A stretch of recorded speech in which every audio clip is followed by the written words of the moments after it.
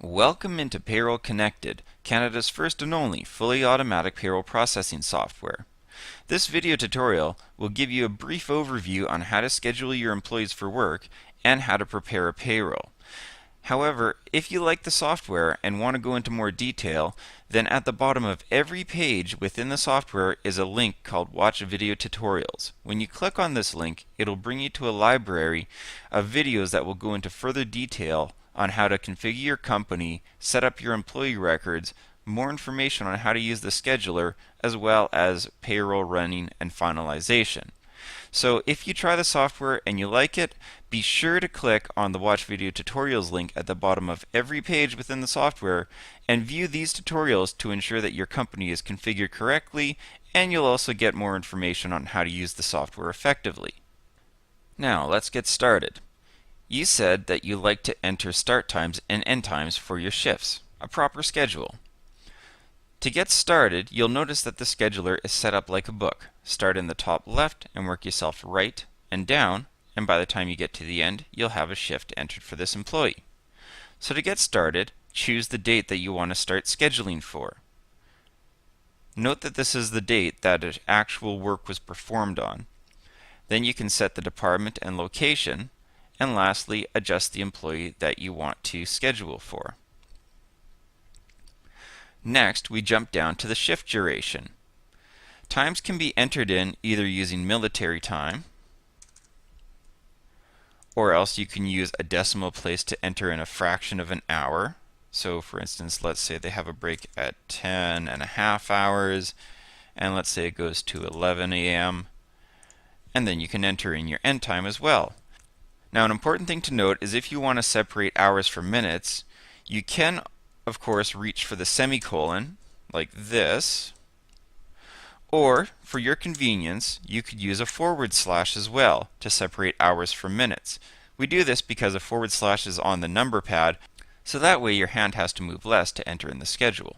From here, if this shift is only going to be added to the 10th, you could click on Add Shift to Check Days right away to add it to your schedule.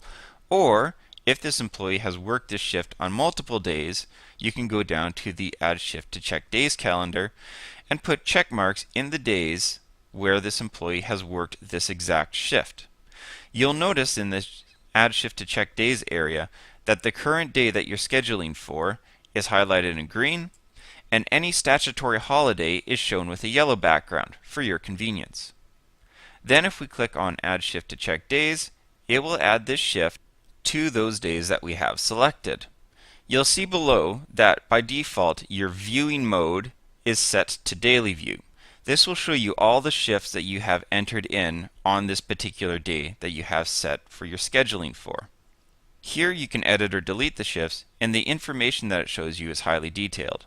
Another viewing mode that most clients find very useful is the employee view. When we click on this mode, it will show you what this employee schedule looks like inside a calendar format, where you can also edit or delete the shifts as needed. Do note though that when you go to Employee View, it automatically sets a viewing filter to show you only one employee at a time. This is because if you get multiple employees entered into the same calendar, it becomes a real confusing mess, so we show you one at a time.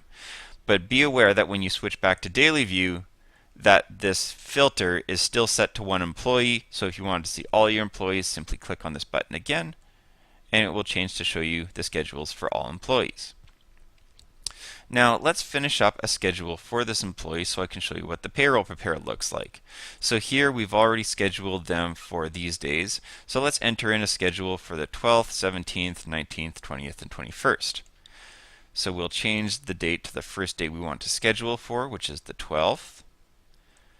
And looking at our calendar, I can see that I need to check 17th and 19th to 21st.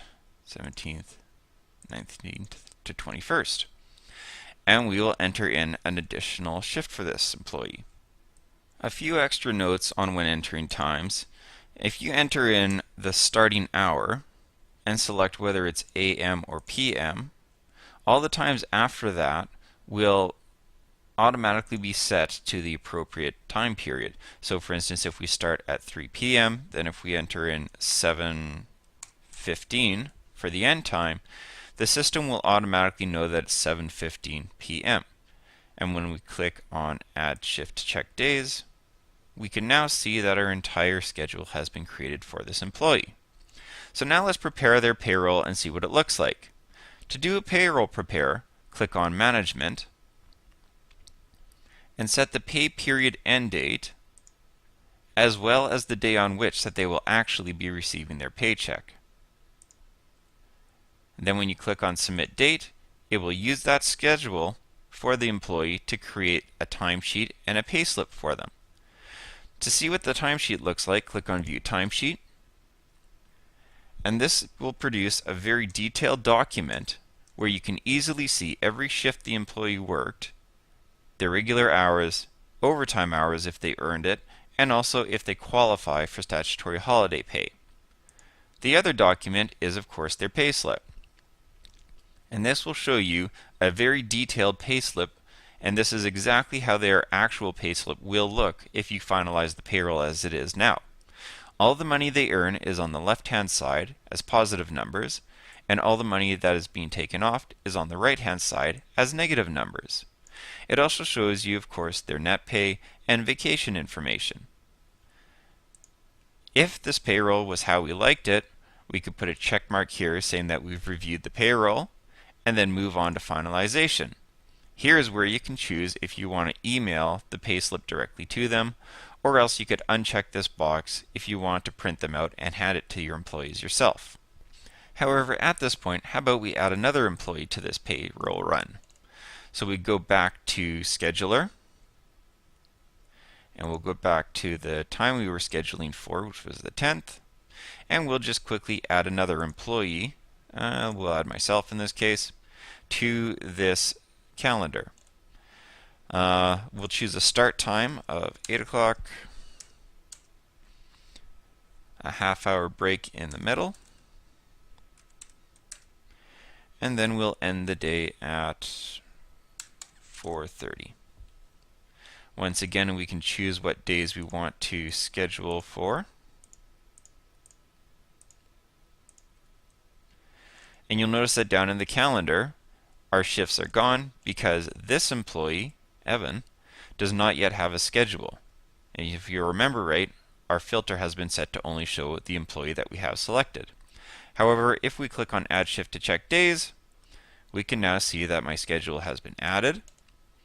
And if we go back to Management and set the pay period end date and the employee paid on date and submit that, you'll now see that I have been added to this payroll as well. And once again, we can see our timesheets. There's mine, and there's the other employees, as well as the pay slips. There's mine, and there's the other employees. So just like that, it's really easy to add employees to a payroll run, make any changes we need to schedules, and verify that a payroll is actually correct before we finalize it. And that's all there is to running with Payroll Connected. Once again, if you like the software and you want to properly configure your company within it, simply click on the Watch Video Tutorials link found at the bottom of every page within the software and review these tutorials to get your company configured and running with Payroll Connected. Thank you for watching and have a great day.